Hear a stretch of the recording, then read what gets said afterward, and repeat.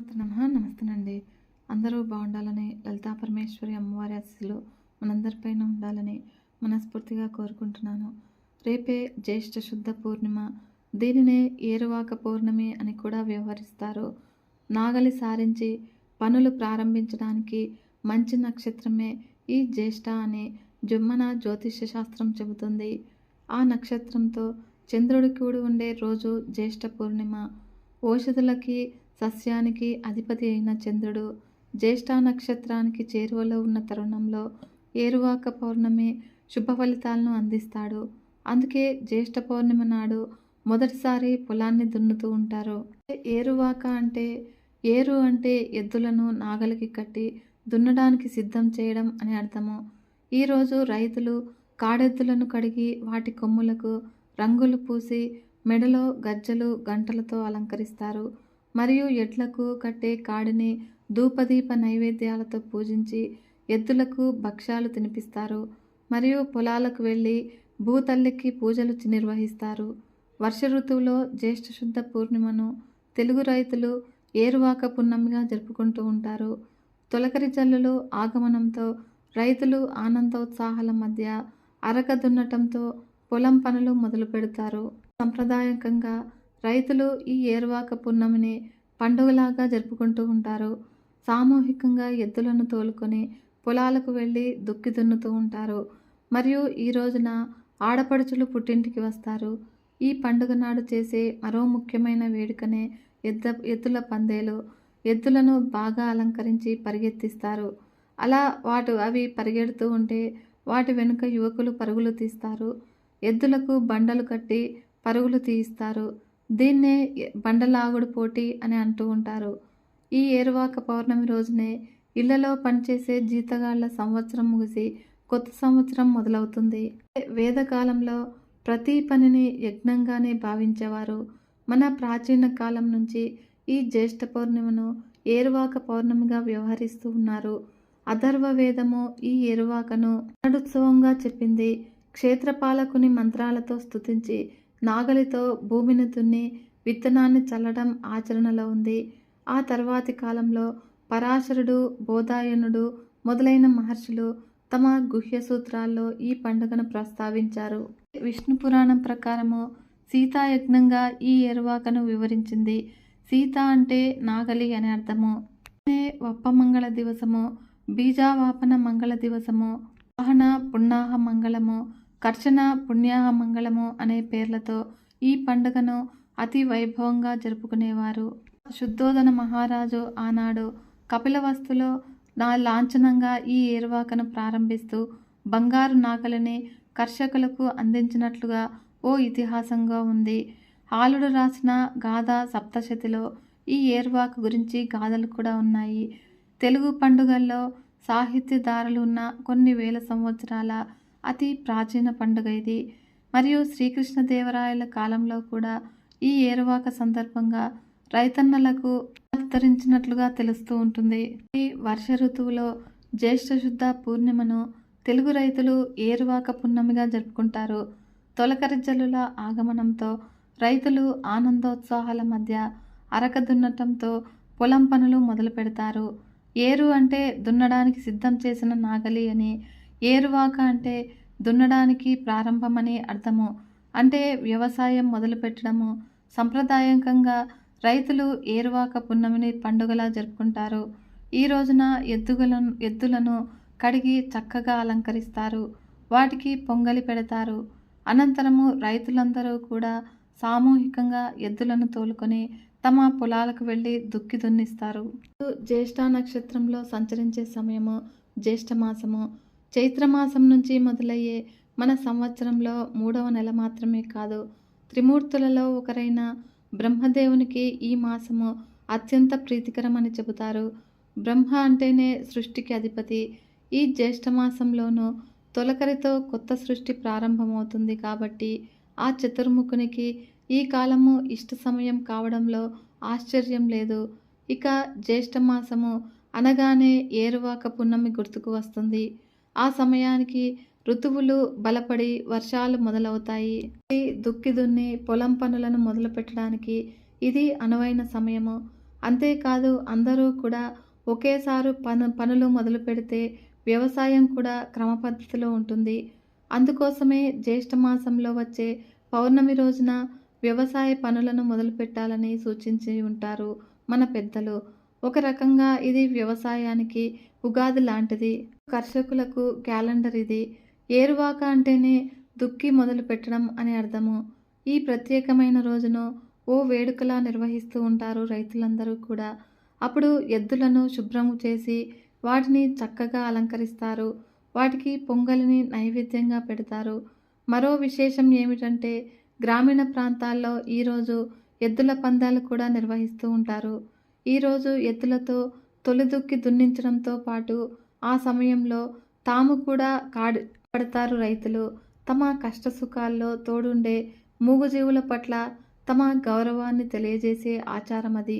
ఏరువాక పున్నమికి పూరిలోని జగన్నాథ స్వామివారి ఆలయంలో ఓ విశేషం ఉంది.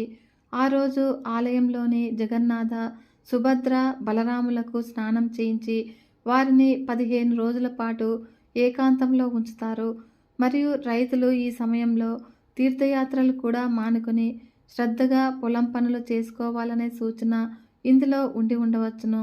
ఋతువు మారిన క్రమంలో ఆరోగ్యాన్ని గమనించుకోవాలనే హెచ్చరిక కూడా కావచ్చు.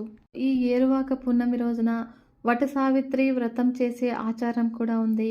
మహిళలకు మంగళగౌరి వ్రతము, వరలక్ష్మి వ్రతాలతో పాటు ఈ వటసావిత్రి వ్రతానికి విశేషమైన ప్రాముఖ్యత ఇస్తారు. వటవృక్షము అంటే మర్రి చెట్టు. దాన్ని త్రిమూర్తులకు ప్రతిరూపంగా భావిస్తూ ఉంటారు. కాబట్టి ఈ రోజున ఆ వటవృక్షాన్ని పసుపు కుంకుమలతో పూజిస్తారు.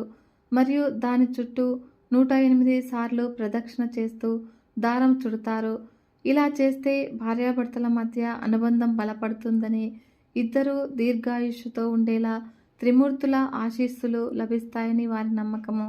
ఈ జ్యేష్ఠమాసము తెలుగు సంవత్సరంలో 3వ నెల పౌర్ణమి రోజున జ్యేష్ఠ నక్షత్రము అనగా చంద్రుడు జ్యేష్ఠ నక్షత్రంతో కలిసిన రోజు కావున ఈ నెల జ్యేష్ఠమాసము. చైత్రము, వైశాఖం తర్వాత వచ్చేదే ఈ జ్యేష్ఠమాసము. ఈ మాసము కూడా పూజలు, జపాలు, పారాయణాదుల కోసము విశేష ఫలితం వస్తుందని మన శాస్త్రాలు పేర్కొంటున్నాయి. మరియు తెలుగువారు చంద్రమానము అనుసరిస్తూ ఉంటారు కాబట్టి కొత్త ఏడాది చైత్రంతో ప్రారంభమై ఫల్గుణంతో ముగుస్తుంది. తెలుగు నెలల్లో 3వదే జ్యేష్ఠమాసము. ఈ జ్యేష్ఠమాసము బ్రహ్మదేవుడికి ఎంతో ఇష్టమైనదిగా చెప్పబడుతుంది. కాబట్టి ఈ మాసంలో తనని ఆరాధించిన వారిని బ్రహ్మదేవుడు సులభంగా అనుగ్రహిస్తాడని అంటారు. బ్రహ్మదేవుడి ప్రతిమను గోధుమ పిండితో తయారు చేసుకుని ఈ నెల రోజుల పాటు పూజించడం వల్ల విశేషమైన ఫలితాలను పొందవచ్చునని ఆధ్యాత్మిక గ్రంథాలు కూడా చెబుతున్నాయి. ఈ మాసంలో చేసే విష్ణు సహస్రనామ పారాయణము అనంత ఫలితాన్ని ఇస్తుంది. అలాగే నీళ్లను దానం చేయడం వలన చాలా ఉత్తమమైన ఫలితాలు దక్కుతాయి. ఈ జ్యేష్ఠ శుద్ధ తదియ నాడు రంభా తృతీయగా జరుపుకుంటారు. కాబట్టి ఈ రోజున ప్రత్యేకంగా పార్వతీదేవిని పూజించడమే కాదు, దానాలకు శుభకాలంగా ఉంటుంది. ముఖ్యంగా అన్నదానం చేయడము చాలా ఉత్తమం. జ్యేష్ఠ శుద్ధ దశమిని దశపాపహర దశమి అంటారు. అంటే 10 రకాలను పాపాలను పోగొట్టే దశమి అని అర్థము. పాపాలను హరించే శక్తి కలిగిన దశమి రోజున గంగా స్నానము లేదా ఏదైనా నదిలో 10 సార్లు మునకేస్తే మంచి ఫలితాన్ని ఇస్తుంది. మరియు నల్ల నువ్వులు, నెయ్యి, పేలాలు, బెల్లము నదిలో వేయాలి. ఈ రోజున ఇష్టదైవాన్ని పూజించి ఆలయాలను సందర్శిస్తే చాలా శుభం జరుగుతుంది. ఈ జ్యేష్ఠ శుద్ధ ఏకాదశినే నిర్జల మతత్రయ ఏకాదశి అనే పేరుతోనూ పిలుస్తారు. ఈ ఏకాదశి వ్రతాన్ని ఆచరించి పెసరపప్పు, పాయసము, పానకము, నెయ్యి, గొడుగు పేదవారికి దానం చేయాలని మన శాస్త్రాలు తెలియజేస్తున్నాయి. ఈ వ్రతంలో వచ్చేటువంటి నిర్జల ఏకాదశి వ్రతాన్ని ఆచరిస్తే 12 ఏకాదశులను ఆచరించిన ఫలితం దక్కుతుంది. ఇది దుర్దశలను పోగొట్టగలిగే శక్తి కలిగిన తిథి. ఈ రోజున నది స్నానాలు చేయాలి. అలాంటి అవకాశం లేనప్పుడు ఇంట్లో స్నానం ఆచరించే సమయంలో గంగాదేవిని స్మరించడం చాలా ఉత్తమము. ఈ జ్యేష్ఠ పూర్ణిమను మహాజ్యేష్ఠి అని కూడా అంటారు. ఈ రోజున తిలలు అంటే నువ్వులను దానం చేసిన వారికి అశ్వమేధ యాగం చేసిన ఫలితం లభిస్తుంది. ఈ జ్యేష్ఠ నక్షత్రంతో కూడిన జ్యేష్ఠ మాసంలో గొడుగులు, చెప్పులు అనాథలకు, నిర్భాగ్యులకు దానం చేసిన వారికి ఉత్తమ గతులతో పాటు ఐశ్వర్యం కూడా ప్రాప్తిస్తాయని విష్ణు పురాణం తెలిపింది. కాకుండా వామన ప్రీతికి విసనకర్ర, జలకలశము, మంచి గంధము దానం చేయాలి. ఈ పౌర్ణమినే ఏరువాక పౌర్ణమి పేరుతో జరుపుకుంటారు. ఇది రైతుల పండుగ. ఎద్దులను అలంకరించి పొంగలి పెట్టి ఊరేగింపుగా పొలాల వద్దకు తీసుకువెళ్లి దుక్కి దున్నిస్తారు. జ్యేష్ఠ పౌర్ణమి తర్వాత 13వ రోజున మహిళలు వటసావిత్రి వ్రతం చేసుకుంటారు. తమ భర్తలు 10 కాలాల పాటు సంపూర్ణ ఆరోగ్యంతో దీర్ఘాయుష్మంతులు కావాలని మనసారా కోరుకుంటూ ఈ పూజను చేస్తూ ఉంటారు. జ్యేష్ఠ బహుళ ఏకాదశినే యోగిని వైష్ణవ మాధ్వ ఏకాదశి, సిద్ధ ఏకాదశి అని కూడా అంటారు. ఈ రోజున ఏకాదశి వ్రతం ఆచరించడం వల్ల మనం అనుకున్నటువంటి పనులు కూడా నెరవేరుతాయి. జ్యేష్ఠ బహుళ చతుర్దశి మాస శివరాత్రి ప్రదోష కాలంలో శివుని అభిషేకము బిల్వదళాలతో పూజిస్తే అకాల మృత్యుహరణము, యశస్సు, కీర్తి, ఆరోగ్యం కూడా లభిస్తాయి. సూర్యుడిని ఆరాధించే మిథున సంక్రమణము వ్యవసాయ సంబంధమైన పనులకు శుభారంభాన్ని పలికే ఏరువాక పౌర్ణమి ఈ మాసంలోనే పలకరిస్తూ ఉంటాయి. ఇక దాన ధర్మాలకు అవకాశం ఇస్తూ విశేష పుణ్యఫలాలను ప్రసాదించే జ్యేష్ఠ పౌర్ణమి శ్రీ మహావిష్ణువు ఆరాధనలో తరింపజేసే అపర ఏకాదశి ఈ మాసాన్ని ప్రభావితం చేస్తుంటాయి. ఈ రోజున పవిత్ర నదుల్లో స్నానం చేయడము, దానాలు చేయడం మంచిది. అంతేకాకుండా ఈరోజు వటపూర్ణిమ ఉపవాసం కూడా పాటిస్తూ ఉంటారు. కనుక ఈ రోజున కొన్ని పరిహారాలు పాటిస్తే లక్ష్మీదేవి అనుగ్రహాన్ని కూడా పొందవచ్చును. ఈ జ్యేష్ఠ పౌర్ణమికు చాలా విశేషమైన ఫలితాలను పొందవచ్చును. జ్యేష్ఠ పూర్ణిమపై అనేక శుభయాదృచ్ఛికాలు ఉన్నాయి. ఈ కారణంగా ఈ రోజుకు ప్రత్యేక ప్రాముఖ్యత ఉంటుంది. ఈ పౌర్ణమి ఎంతో ఆనందము, శ్రేయస్సును తీసుకొస్తుందని పరిగణిస్తూ ఉంటారు. అంతేకాకుండా రవియోగము, అమృతకాలము ఈ రోజున ఉన్నాయి. వీటిని అదృష్టంగా భావిస్తారు. ఈ శుభయోగంలో కొన్ని చిన్న చిన్న పరిహారాలు పాటిస్తే ఆనందంతో పాటు శాంతి, శ్రేయస్సు కలుగుతాయి. అంతేకాకుండా లక్ష్మీదేవి అనుగ్రహం కూడా పొందవచ్చునని మన జ్యోతిష్య శాస్త్రంలో ప్రస్తావించారు. ఈ లక్ష్మీదేవి అనుగ్రహం పొందడానికి ఎలాంటి పరిహారాలు పాటించాలో ఇప్పుడు తెలుసుకుందాము. జ్యేష్ఠ పూర్ణిమ రోజున లక్ష్మీదేవిని ప్రసన్నం చేసుకోవడానికి చాలా పవిత్రమైన తిథిగా చెబుతారు. పౌర్ణమి రోజు రాత్రి మధ్యలో శ్రీ మహాలక్ష్మీదేవి విష్ణువుతో పాటు ఆరాధించాలి. అంతేకాకుండా రాత్రిపూట ఇంటి ప్రధాన ద్వారం వద్ద నెయ్యితో దీపాన్ని వెలిగించాలి. ఇలా చేయడం ద్వారా లక్ష్మీదేవి ఇంట్లోకి ప్రవేశిస్తుందని నమ్ముతారు. అంతేకాకుండా ఆనందము, శాంతి, శ్రేయస్సును తీసుకొస్తుంది. దాని ఫలితంగా లక్ష్మీదేవి అనుగ్రహాన్ని పొందవచ్చును. మన పురాణాల ప్రకారము జ్యేష్ఠ పూర్ణిమను అదృష్ట తిథిగా భావిస్తారు.